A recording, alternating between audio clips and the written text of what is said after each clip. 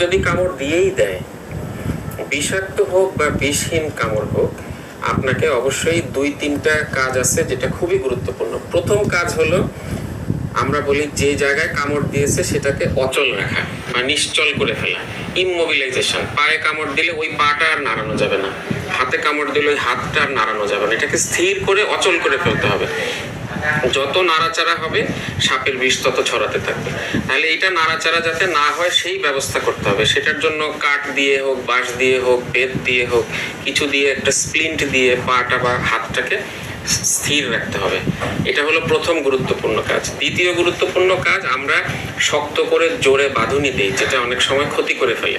একটা বড় অংশের রোগীদের বিষহীন সাপ কামড় দেয়, কিন্তু জোরে বাঁধুনি দেওয়ার কারণে শিরা ধমনী বন্ধ হয়ে সেই অঙ্গটা নষ্ট হয়ে যায়। সেটা করা যাবে না। যদি আপনারা বাঁধুনি দিতে হয়, সেটা খুব হালকা করে মোটা কিছু দিয়ে দিতে হবে।